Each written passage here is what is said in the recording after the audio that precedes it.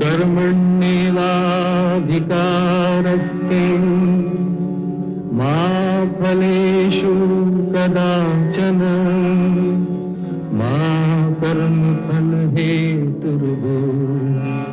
मा ते संगोऽस्तविकर्मणि।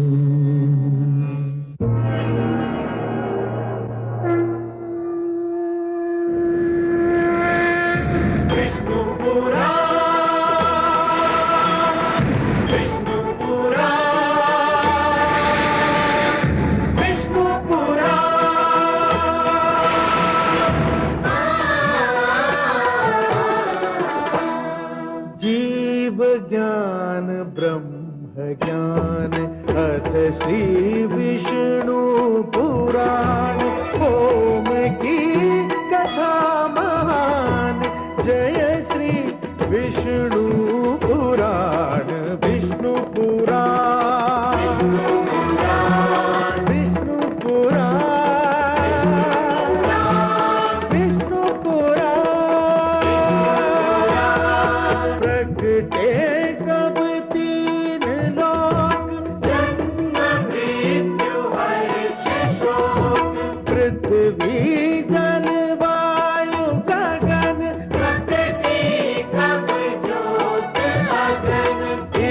पुराण में है निहित जप तप और योग ध्यान विष्णु पुराण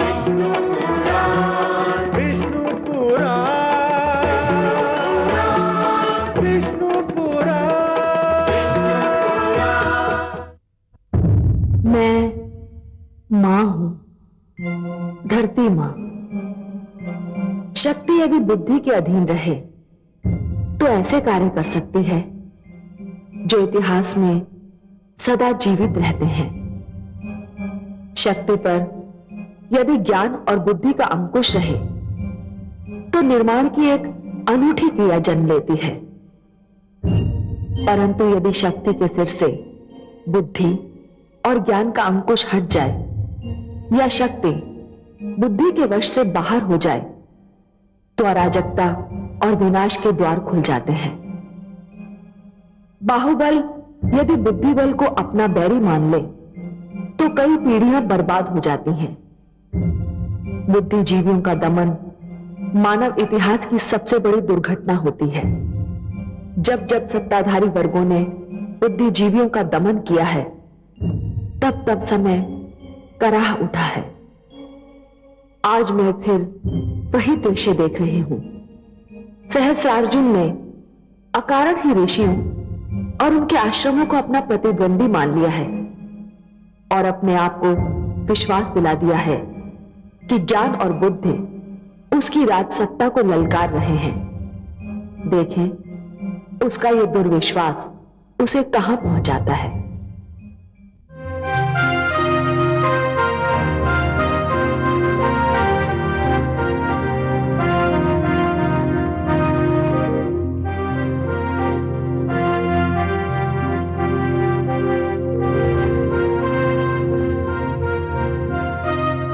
महाराज सहस्रार्जुन, क्या आपको अपने ऊपर लगे आरोप का ज्ञान है? ज्ञान है, पर मैं उसे आरोप नहीं मानता। इसका अर्थ यह हुआ कि आप एक निशस्त्र और निर्दोष बालक को घायल करना अपराध नहीं मानते। वो निशस्त्र अवश्य था, निर्दोष नहीं। उसने एक राजा का मार्ग रोकने का साहस किया। ये सत्य नहीं है, ये सत्य नहीं है ऋषिवर।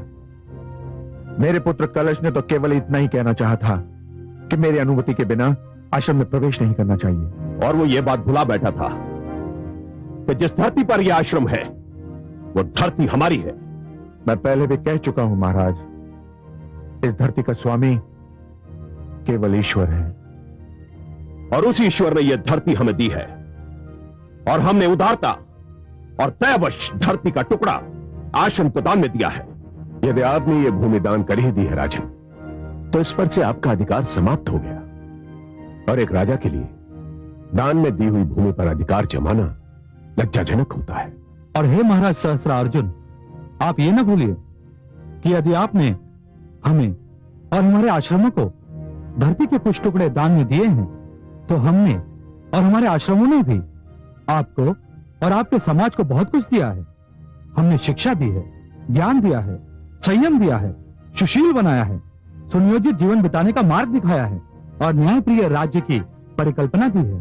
और ये राज्य हमने अपने बाहुबल और शस्त्र शक्ति से प्राप्त किए हैं। ये शस्त्र शास्त्र और इन शस्त्रों का उपयोग भी आपको इन्हीं आश्रमों ने सिखाया है। महाराज सहस्रार्जुन, आप दोषी हैं और आप अपना आरोप स्वीकार भी कर चुके हैं। इसलिए मैं इस धर्म संसद की ओर से आपके लिए इस दंड का प्रस्ताव कर रहा हूं कि आपने जबदंग पुत्र कलश को आघात पहुंचाया है, इसलिए आप उनसे क्षमा मांगे। मैं ये दंड स्वीकार करता हूं और सत्य बात तो यह है ऋषिवर कि मैं इस धर्म संसद को दंड देने का अधिकारी नहीं समझता। महाराज सहस्रार्जुन, आपने अनुशासन भंग करके दूसरा अपराध किया है और इसका दंड जानते हैं आप। आपको सिंहासन से उतारा जा सकता है। यदि प्रजा को यह ज्ञात हो गया कि आपने धर्म संसद के आदेश को नहीं माना, तो जिस राज सिंहासन, जिस राज शक्ति और जिस मुकुट के कारण प्रजा आपके समक्ष नतमस्तक होती है, वो आपको इन सब से वंचित भी कर सकती है और इस राज्य में विद्रोह की ऐसी ज्वाला भड़केगी कि आपको उसे बुझाना असंभव हो जाएगा। क्षमा ना मांगने की स्थिति में हम आपके दूसरे अपराध का दंड अभी घोषित कर देंगे। मैं अपना आरोप स्वीकार करता हूं और ऋषिपुत्र कलश से अपने व्यवहार के लिए क्षमा याचना करता हूं। ऋषिपुत्र कलश, क्या आप महाराज सहस्रार्जुन को क्षमा प्रदान करते हैं? हाँ ऋषिवर, मैं महिष्मती नरेश महाराज सहस्रार्जुन को मुझ पर हाथ उठाने के अपराध के लिए क्षमा प्रदान करता हूँ और आशा करता हूँ कि वे इस भूल को भविष्य में कदापि न दोहराएंगे। स्वस्ति, स्वस्ति, स्वस्ति।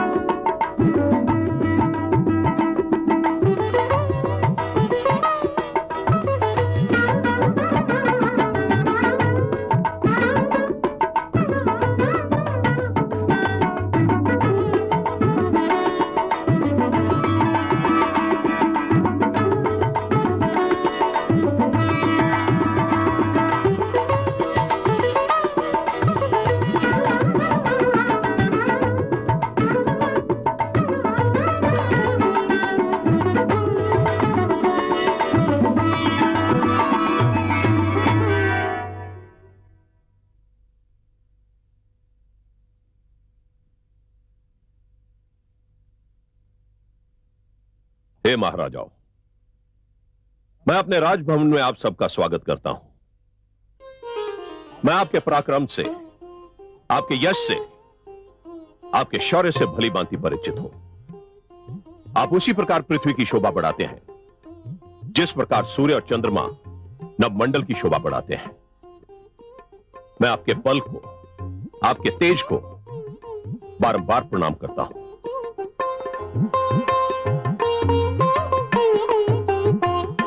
हे महिष्मती नरेश, महान सम्राट सहस्रार्जुन, हम बता नहीं सकते कि आपका निमंत्रण पाकर हम कितने प्रसन्न हुए। हमें लगा इतनी महानता पाल लेने के बाद भी आप हम जैसे राजाओं को भूले नहीं। नहीं मेरे पूज्य अतिथिगण, आप सब महान हैं। मेरे औपचारिक निमंत्रण पर, मेरे बुलाने पर भी आप सब यहां आ गए। ये महानता नहीं तो और क्या है? हमें आशा है क्या आप अपने निमंत्रण का कारण भी बताएंगे? अवश्य। हे आदरणीय राजाओं, मैंने आपको इसलिए कष्ट दिया है कि मैं आपके साथ ऋषियों के आचरण और आश्रम की बढ़ती हुई शक्ति के बारे में विचार विमर्श करना चाहता था। हाँ, हमें समाचार मिल चुका है कि धर्म संसद ने आपको दंड दिया है। दंड? आप इसे दंड कहते हैं? नहीं, अपमान है ये, खुला अपमान। और ये अपमान केवल सम्राट सहस्त्रार्जुन का ही नहीं था, एक ऐसी चुनौतीपूर्ण ललकार थी जिसकी गूंज हमारे जनपदों तक भी पहुंच चुकी है। ऋषि ये बताना चाहते हैं कि वो हमसे कई अधिक बलवान हैं। मुझे प्रसन्नता है कि मुझे इस अप्रिय घटना की व्याख्या नहीं करनी पड़ी।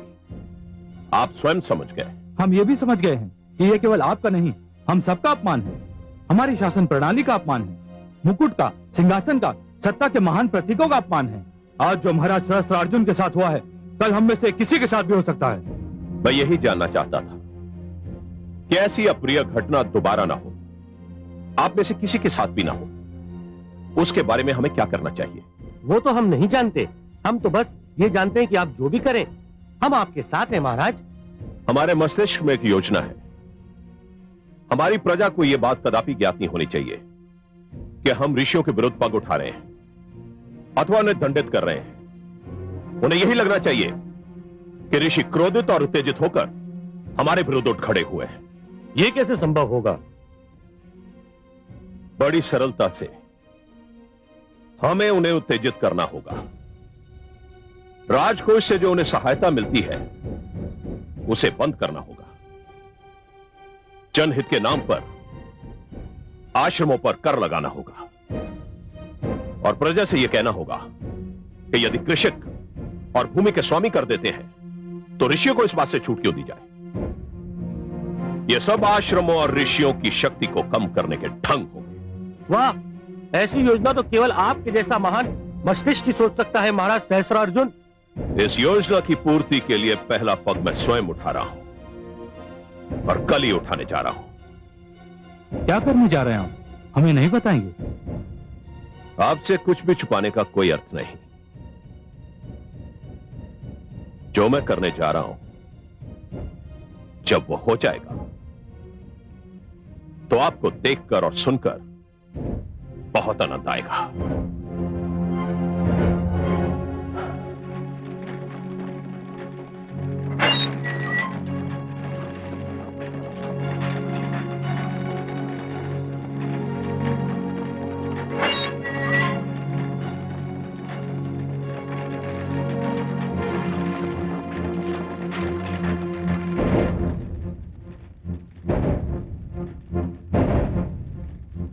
मैंने तुमको कितना रोका कि सुनार अभी जाग रहा होगा, उसके घर में मत घुसो, लेकिन तुम लोग नहीं माने।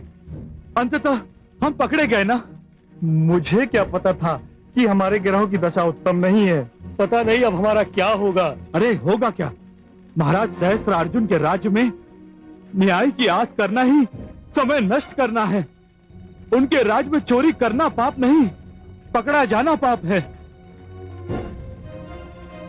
खोलो। चलो, महाराज ने तुम्हें बुलाया है। इस समय अर्धरात्रि को? हाँ, अभी इसी क्षण। लगता है मारे गए। दंड तो प्रातः काल भी दिया जा सकता है, रात्रि तो कट जाने दीजिए। चलते हो या मारते मारते ले चलूं? चलते हैं, चलते हैं भाई। जो भाग्य में लिखा है वो तो होना ही है।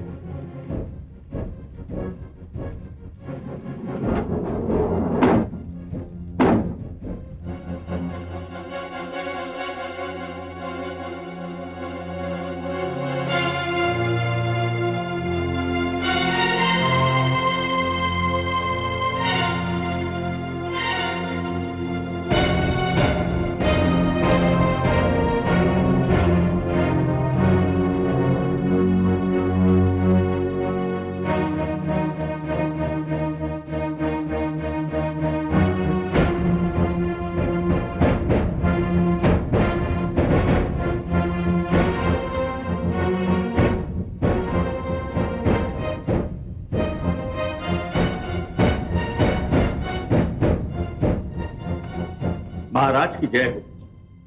अभियुक्त उपस्थित है महाराज। तुम जा सकते हो।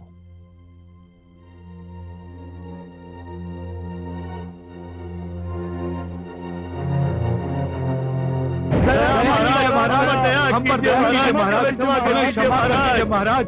हम अपने बाल बच्चों की सौगंध खाकर कहते हैं महाराज कि अब हम भविष्य में कभी चोरी नहीं करेंगे। बस एक बार हमें सुधरने का अवसर दे महाराज, सदा हम आपके आभारी रहेंगे महाराज।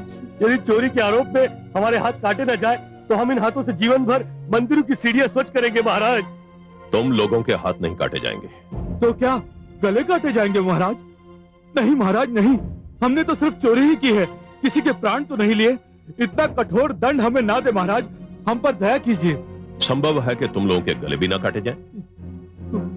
तो फिर क्षमादान भी दिया जा सकता है। क्षमादान? महाराज कहीं मैं सोते में सपना तो नहीं देख रहा हूं? नहीं, तुम सपना नहीं देख रहे, बल्कि यह सत्य है कि तुम लोगों को क्षमा भी किया जा सकता है। हो सकता है कि तुम लोगों को पुरस्कार देकर राज्य की सीमा से बाहर जाने की अनुमति भी मिल जाए, लेकिन यह तभी संभव है यदि तुम मेरा कहा मान लो, मेरे आदेश का पालन करो। महाराज हम तो जन्म से आपके सेवक हैं, आपके दास हैं महाराज। आपके आदेश का पालन करना तो हमारा धर्म है महाराज। आप तो केवल आज्ञा दीजिए महाराज। तुम्हें एक स्थान से गौएं चुराना है। महाराज चोरी करना तो हमारा जन्मजात व्यवसाय है, इसलिए तो भगवान ने हमें इस धरती पर भेजा है। परंतु वो स्थान है कहाँ? वो स्थान एक ऋषि का आश्रम है। ऋषि का आश्रम? हाँ, तुम्हें ऋषि जमदग्नि के आश्रम से उनकी गौएं चुराना है। तुम उन गौओं को चुराकर उन्हें कहीं भी बेच सकते हो और उस धन को हमारी तरफ से पुरस्कार समझ लेना। क्षमा करें महाराज, हम लोग तो केवल चोर हैं और चोरी के अतिरिक्त हमें कुछ आता भी नहीं। परंतु ऋषि आश्रम तो एक पवित्र स्थान है जहां पर ऋषिगण हमारे ही बाल बच्चों को शिक्षा दीक्षा प्रदान करते हैं महाराज।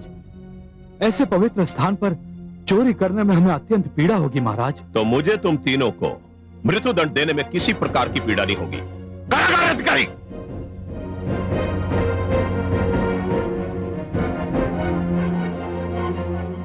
आज्ञा महाराज। इन तीनों को ले जाओ और भोर होने से पहले इनका वध कर दो। दया कीजिए महाराज, हमें सब स्वीकार है महाराज, जो आप कहें वह सब स्वीकार है। हम अभी जाते हैं, चोरी करते हैं महाराज। हम आपके आदेश का पालन करेंगे महाराज। जान लो, अगर हमारे साथ किसी प्रकार का कोई छल किया तो उसका परिणाम अच्छा नहीं होगा। जाओ। ठीक है महाराज, धन्यवाद महाराज।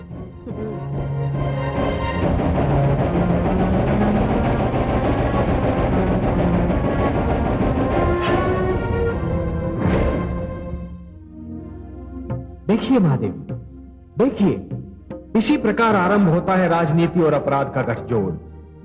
शासक अपने प्रतिद्वंदियों को नीचा दिखाने के लिए अपराधियों से सहायता लेने लगते हैं और फिर हो जाता है राजनीति का अपराधीकरण। राजनीति में अपराध का प्रवेश समाज के लिए हानिकारक है, राष्ट्र के लिए हानिकारक है। और फिर अपराध का राजनीतिकरण? दया आ रही है मुझे सहस्त्रार्जुन पर।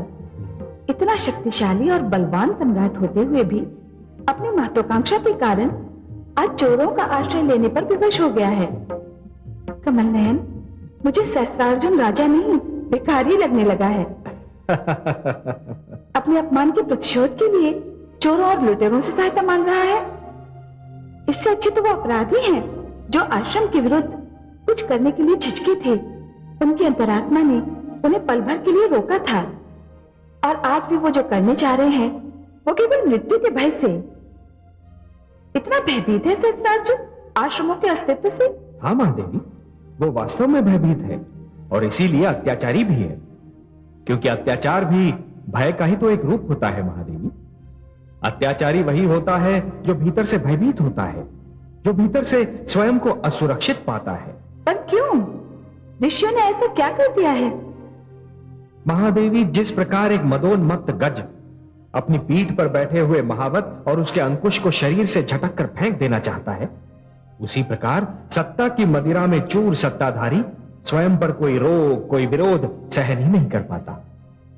और इसीलिए तो ऋषिगण और उनकी धर्म संसद बनाई गई थी कि राजा जनहित के विरुद्ध कुछ ना करे, अपनी शक्ति और सत्ता का अनुचित प्रयोग ना करे, कभी अपना संयम न खोए।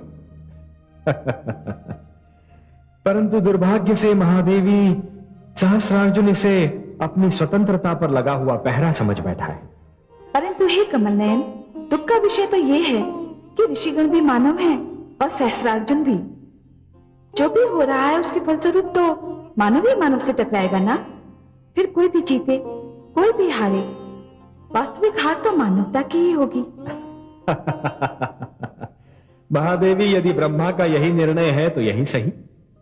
पर यह तो आप देख ही रही हैं ना कि टकराने वाले दो मानवों में से एक के पास बाहुबल है तो दूसरे के पास बुद्धि बल, एक के पास शस्त्र है तो दूसरे के पास शास्त्र। देख रही हूँ कमल नयन, और ये भी देख रही हूँ कि युद्ध में बुद्धि वो कार्य नहीं कर सकती जो भुजा करती है। शास्त्र शस्त्रों की भांति प्रहार नहीं कर सकते। जानता हूं प्रिय, और इसीलिए मैं समस्त मानव लोक को नष्ट नहीं होने दूंगा। मैं उनकी रक्षा करूंगा जो असहाय हैं, दुर्बल हैं, परंतु मानवता को जिनकी आवश्यकता है।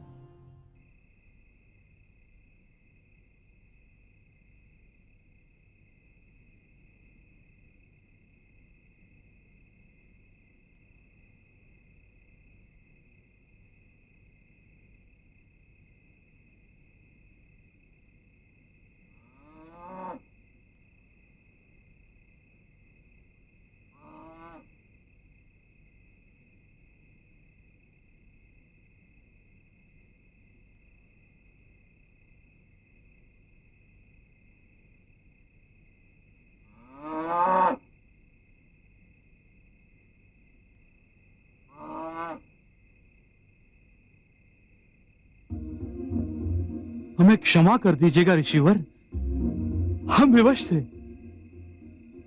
हम जो भी कर रहे हैं उस पर हमारी अंतरात्मा हमें धिक्कार रही है। परंतु चोरी हम अपने प्राणों को बचाने के लिए कर रहे हैं।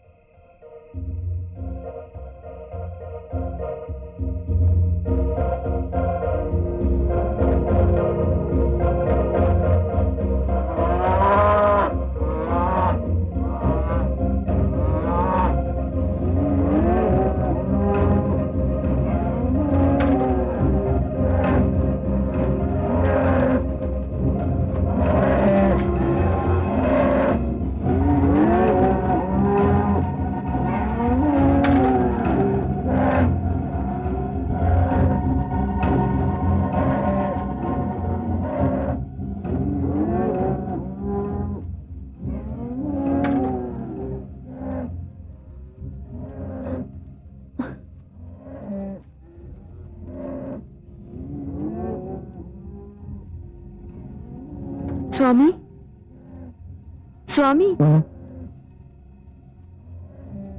क्या हुआ देवी? ये असमय कौवे क्यों रंभा रही हैं? अंधेरे में कुछ देख लिया होगा, अन्यथा इस आश्रम में तो कोई भय नहीं। मैं देखती हूँ। नहीं नहीं, तुम कष्ट ना करो, तुम गर्भावस्था में हो, तुम विश्राम करो, सो जाओ, वो अपने आप चुप हो जाएंगी।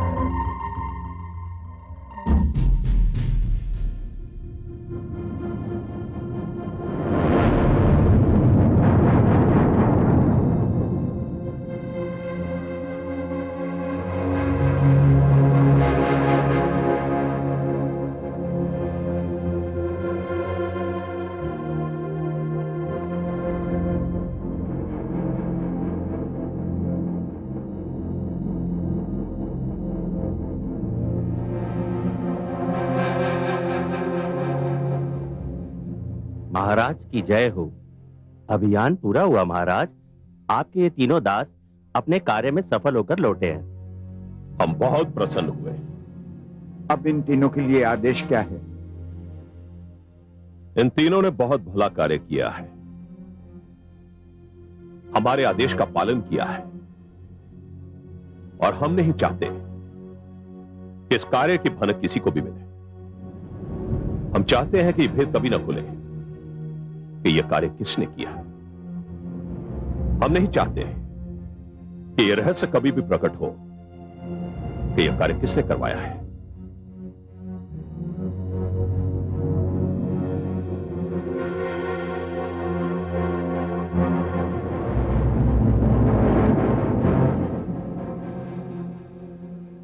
इस कारण महामंत्री, सूर्य निकलने से पहले इन तीनों के सिर काट दिए जाए। क्या? नहीं महाराज, आपने तो कहा था कि हमें पुरस्कार दिया जाएगा। तुम्हारा यही पुरस्कार है। नहीं महाराज, नहीं, ये आप क्या कह रहे हैं महाराज? ये तो अन्याय है, अन्याय है। हमारी आज्ञा का पालन हो। सैनिकों,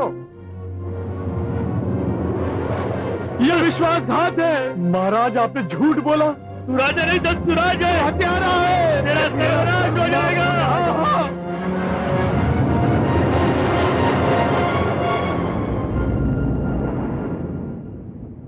राजा को ईश्वर के अधिकार प्राप्त होते हैं और ईश्वर कभी भूल नहीं करता।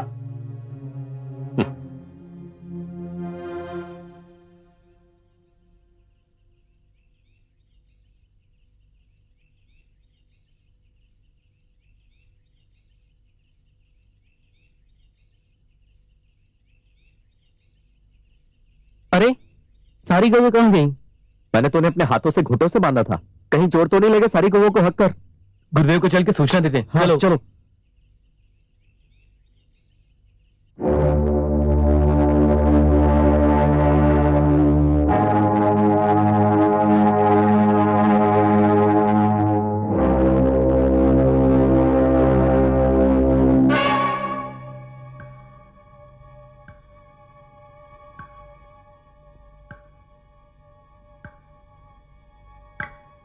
प्रणाम महाराज। कहिए महामंत्री जी, जमदग्नि आश्रम में रात की घटना की क्या प्रतिक्रिया हुई है? सर्वथा वैसी ही जैसी हमने आशा की थी। आश्रम में सनसनी फैली हुई है। कोई कल्पना भी नहीं कर सकता था कि आश्रम की गौएं भी चुराई जा सकती हैं। इसका अर्थ यह हुआ कि आश्रम स्वयं को असुरक्षित और आतंकित पाने लगेंगे। 100%। आपका लक्ष्य 100% पूरा हो गया। यहां मुझे आपसे मतभेद है महामंत्री जी। मेरा लक्ष्य अभी पूरा नहीं, प्रारंभ हुआ है। अर्थात आप कुछ और भी करना चाहते हैं? हां महामंत्री जी, हम जो कुछ करना चाहते हैं उसके लिए आपको हमारा आदेश लेकर ऋषि जमदग्नि के आश्रम जाना होगा। जी, मुझे? हां महामंत्री, स्वयं आपको।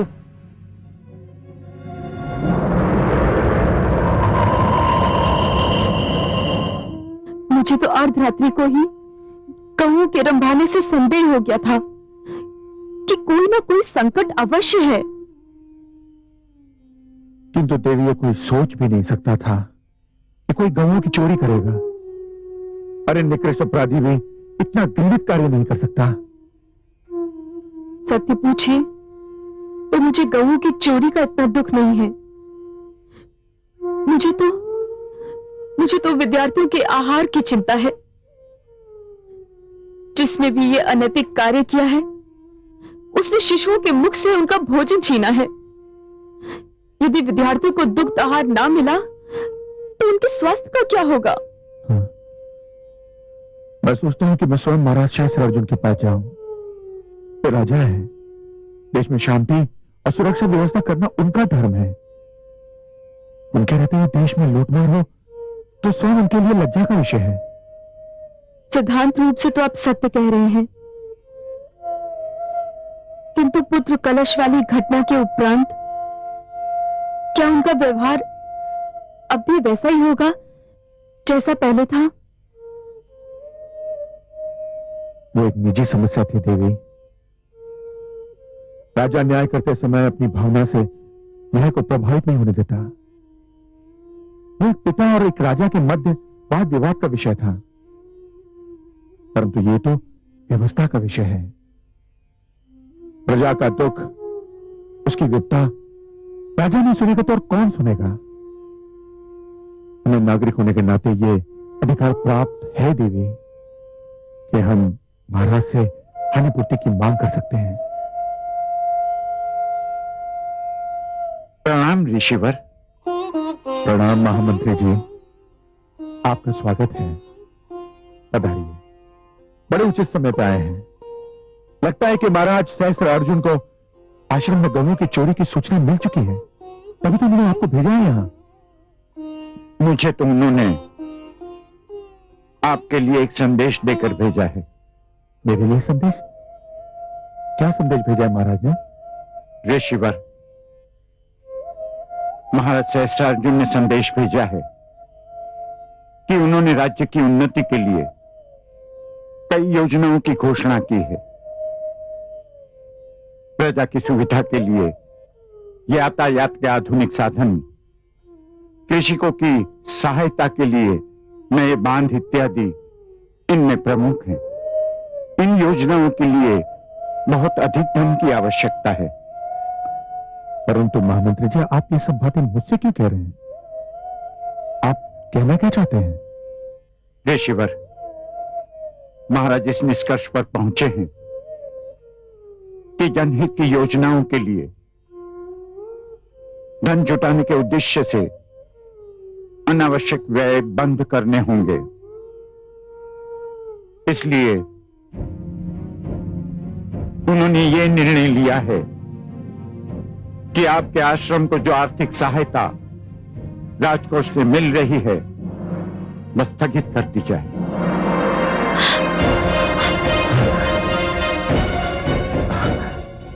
क्षमा कीजिए महामंत्री महोदय, परंतु इस आश्रम में बालकों को शिक्षा दीक्षा दी जाती है, उन्हें विद्याएं सिखाई जाती हैं, उनके जीवन का निर्माण किया जाता है। और यदि महाराज इस पर व्यय होने वाले धन को अनावश्यक और व्यर्थ समझते हैं तो मेरी सहानुभूति है उनके साथ। महाराज तो ये भी भली भांति जानते हैं कि जो कुछ भी धन वो मुझे देते हैं, मैं अपने और अपने परिवार के पोषण पर नहीं बल्कि इन विद्यार्थियों और शिक्षार्थियों के खान पान रहन सहन पर व्यय करता हूं। महामंत्री जी, यदि ये सहायता रुक गई तो इन विद्यार्थियों का क्या होगा? अरे शिक्षा ही समाप्त हो गई तो यातायात के साधन और बांध क्या करेंगे? ऋषिवर, मुझे खेद है कि मैं आपके इस प्रश्न का उत्तर नहीं दे सकता। मेरा कर्तव्य था आपको महाराज का संदेश सुनाना, सो पूरा हुआ। अब मैं अनुमति चाहूंगा। प्रणाम। रुक जाइए महामंत्री जी, मेरी बात तो सुन लीजिए। नहीं गुरुदेव, जाने दीजिए महामंत्री जी को, मत रोकिए उन्हें।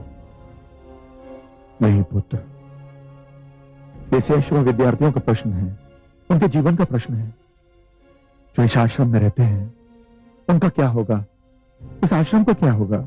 यह आश्रम इसी भव्यता से चलता रहेगा। परंतु कैसे पुत्र? इस आश्रम को चलाने के लिए धन की आवश्यकता है, और ये धन कहां से आएगा? धन हम लाएंगे गुरुदेव। तुम लाओगे? तुम कहां से लाओगे? हम नगर नगर जाकर दान मांगेंगे, द्वार द्वार पहुंचकर भिक्षा मांगेंगे गुरुदेव। तुम दान मांगोगे, भिक्षा मांगोगे? हाँ गुरुदेव, और इसमें दोष ही क्या है? जब स्वयं भगवान भिक्षा मांग सकते हैं तो हम क्यों नहीं मांग सकते गुरुदेव?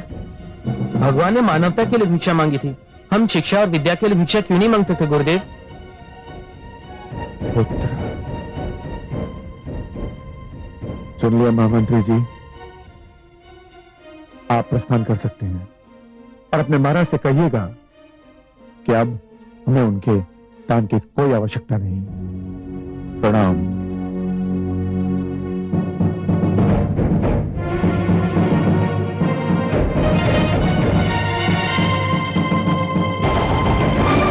मैंने अपने जिस अभियान की आप लोगों से चर्चा की थी उसका रूप तो आपने देख ही लिया है।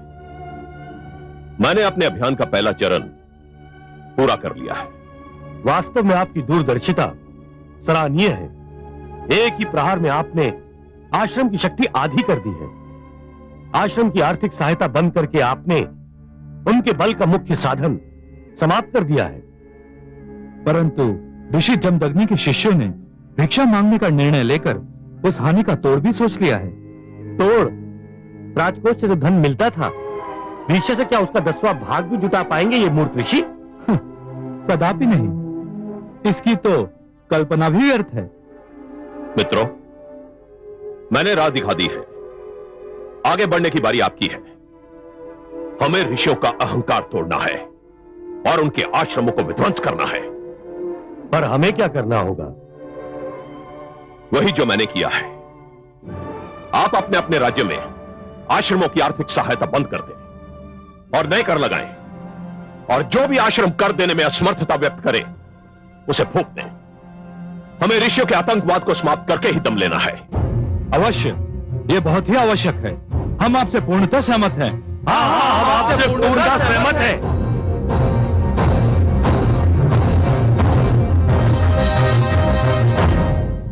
प्रणाम ऋषिगण। क्या समाचार लाए हो शिष्य? ऋषिगण, मैं ऋषि जमदग्नि के आश्रम से आ रहा हूं। वहां एक ऐसी घटना घटी है जिसके कारण पूरे राज्य में असंतोष फैलने लगा है। हमें पूर्व वृतांत सुनाओ शिष्य।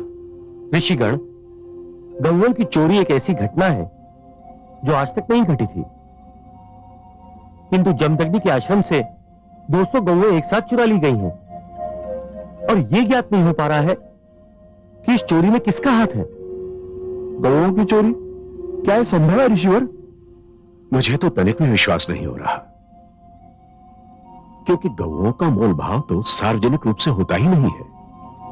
इसलिए किसी का धन प्राप्ति के लिए गौओं को चुराना तो समझ में ही नहीं आता। और फिर यहां प्रश्न 1-2 गौओं का नहीं है जो यह समझा जा सके कि किसी ने निजी आवश्यकता की पूर्ति के लिए ऐसा किया होगा। यहां तो प्रश्न 200 गौओं का है। ठहरिए, मुझे देखने दीजिए। हरिओम।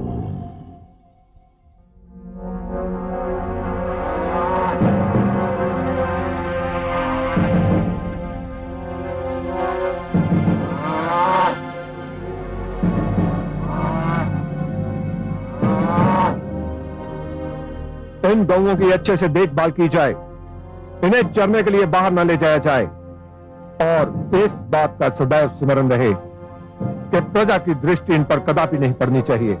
जो आज्ञा सेनापति जी।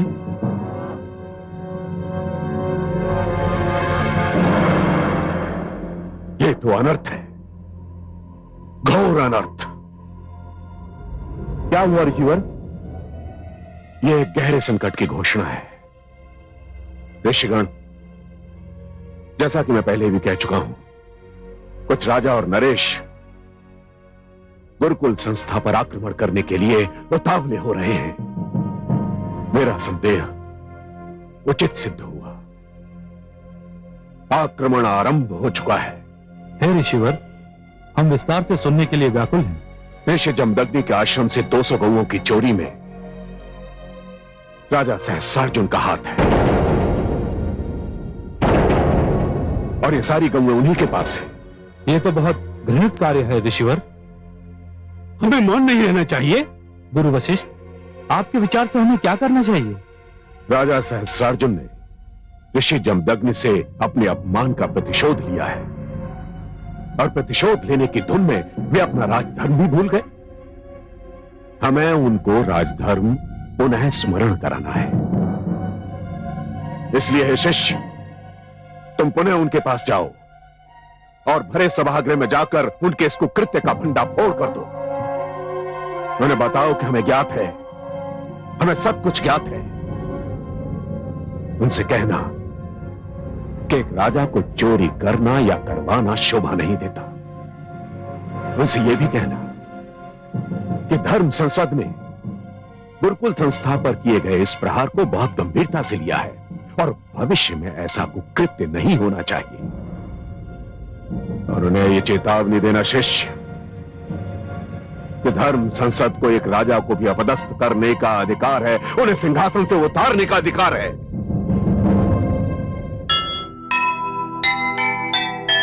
अपनी सीमा में रहे, सबको बांटे न्याय, राजा का ये धर्म है, अपना धर्म निभाए।